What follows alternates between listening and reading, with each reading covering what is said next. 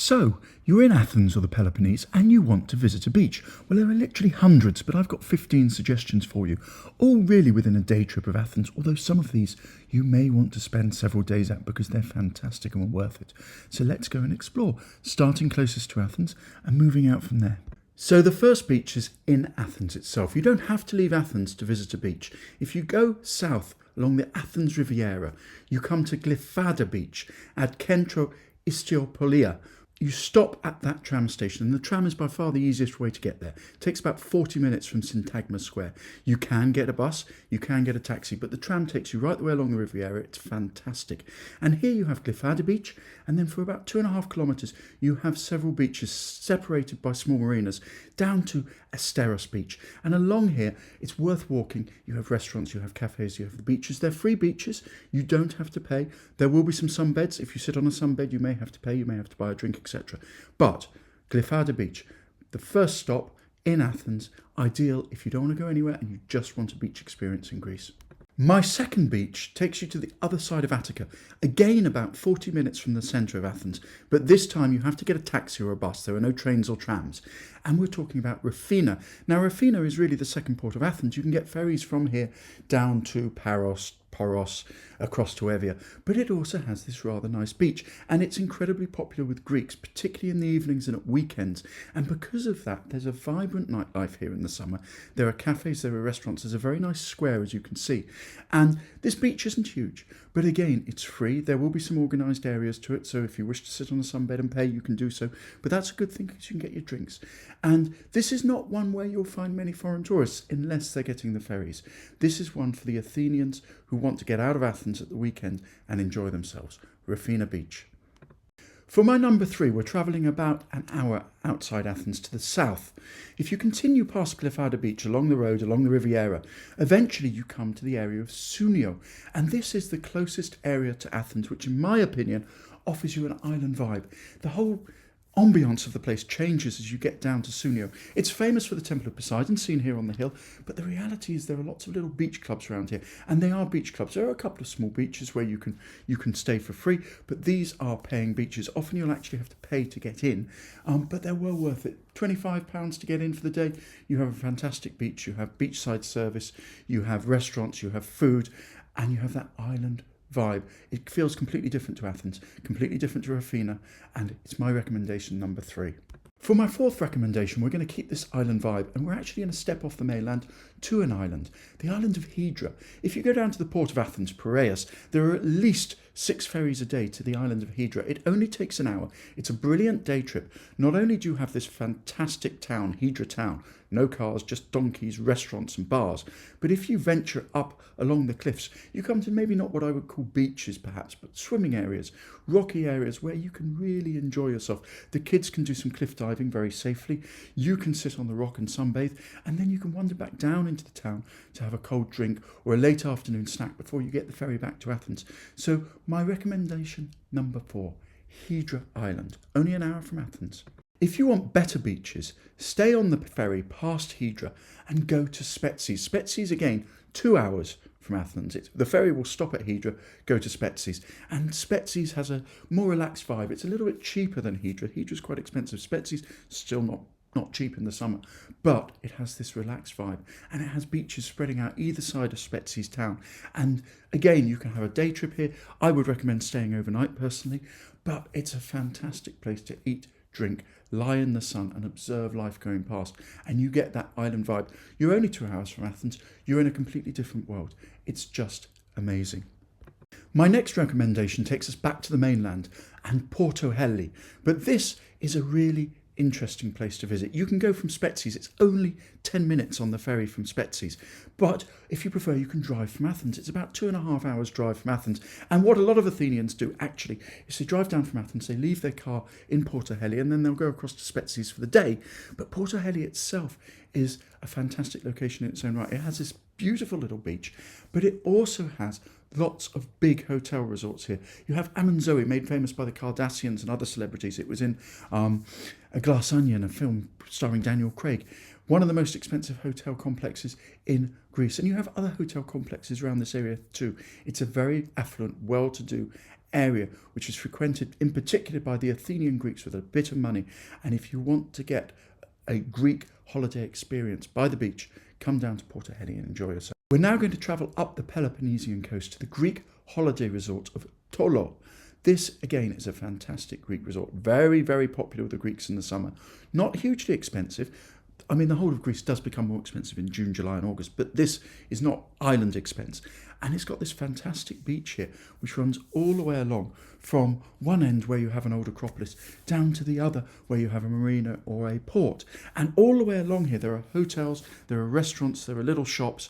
And again, this is a Greek holiday vibe. In fact, most of my resorts here are recommended really because they're Greek holiday resorts. It makes them a little bit cheaper, but it also means you get fantastic experience because you have the Greek people, you have the Greek vibe, you have the Greek food, you have the Greek life. And Tolo is by no exception in this.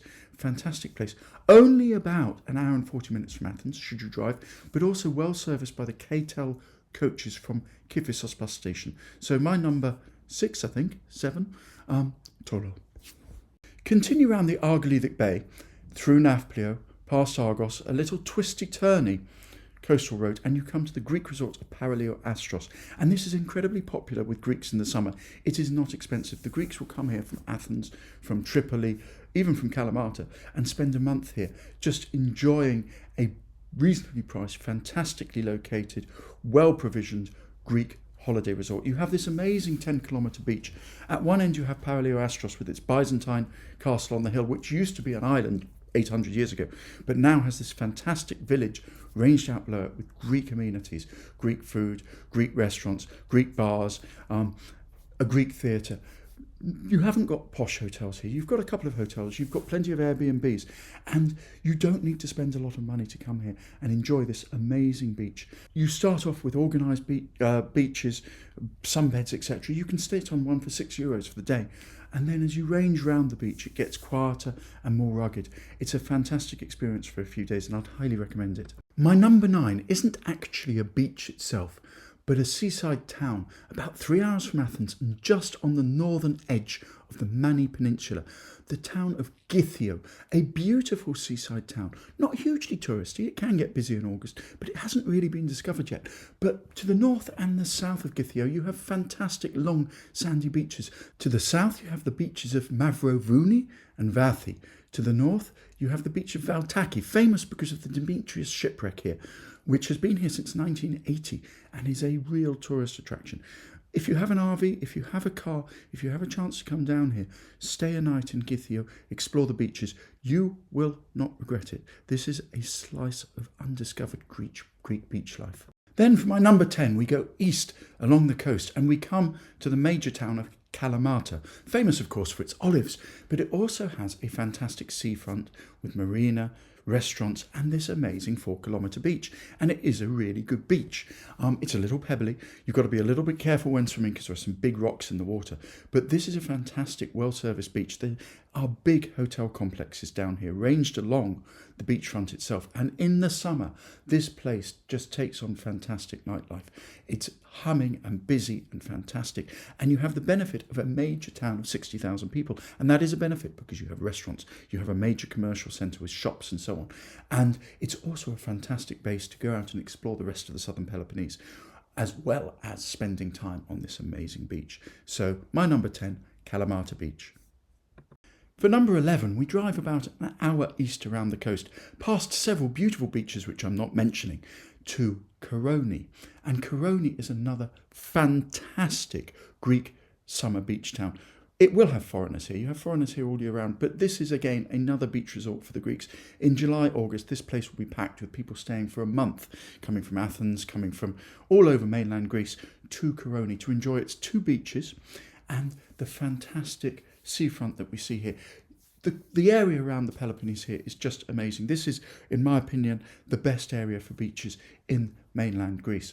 You have these beautiful turquoise waters, you have fantastic sand beaches, and Koroni is the first of these that we encounter, going east and then north along the west coast of the Peloponnese. 15-20 minutes further along the coast from Koroni, we come to the beach town of Finikunda, and this is nothing but a beach. That's what this place is about. The turquoise waters have a clarity that you just only see in Greece. It's amazing. And you have this little town ranged along the beach with a little harbour, restaurants, small family-run hotels, B&Bs, etc. You are really escaping the hustle and bustle of the major Greek tourist resorts down here and experiencing real Greece.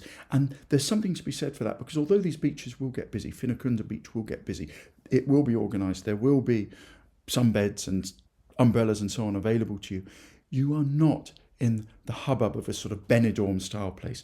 And that for me is why all of these beaches are recommended. They are just fantastic for relaxation and enjoying what a beach should be. Beautiful clear water and lovely sand. Another 20 minutes around the coast, we come to the town of Methoni. Now actually the beach here, and it is a nice beach here, takes second fiddle to the castle. The castle is just amazing, probably the best Byzantine castle in mainland Greece. I'm sure some people will take issue with that, but it's beautiful, worth exploring. But you get a good view of it from this fantastic beach, which has Methoni Square at one end with lovely tavernas and restaurants. There are a few little hotels here again. Do not think big Benidorm style resorts again. I'm not into that. I don't really recommend that. What I want to find is these little picturesque places in Greece where it's going to be busy. You're going to have facilities, you're going to have food, but you're not going to have the crowds that you might expect. This is something a little bit special. Methoni, along with Finikunda and Koroni. I do all three together. They are just brilliant. Travel half an hour north, about 3.5 hours now from Athens, and you come to the seaside town of Pylos. Pylos is an absolute must if you're exploring the Peloponnese and you want to do beaches. It is located on the edge of the largest natural harbour in Greece. You can see it's absolutely stunning, beautiful. And this area is called the Costa Navarino. And there are two beaches that I would highly recommend exploring. The first is Paralia Ialova. Paralia meaning beach, of course. Paralia Ialova. And the second is Voithakilla Beach. Both of these are amazing. Paralia Ialova has a number of very large international hotel resorts connected to it now. And you can spend a lot of money here, but you don't have to. You stay in Pylos, you stay in one of the Greek hotels in Pylos, and they are fantastic. That would be my recommendation. You have this amazing square in Pylos, this access to this beautiful harbour, and then should you have the confidence to do so, you either drive or walk around to Voithakilla Beach, and this is stunning. It's in between the sea and a freshwater lagoon. It's overlooked by a Byzantine castle and probably lays claim to being the best beach in mainland Greece. But Pylos, the best beaches in mainland Greece. And finally, travel north another half hour, 40 minutes, you come to what in my opinion is the best beach in the Peloponnese. Not because necessarily it has the beauty of Voithakilla that we've just seen, but because it's completely unspoiled, it's undeveloped.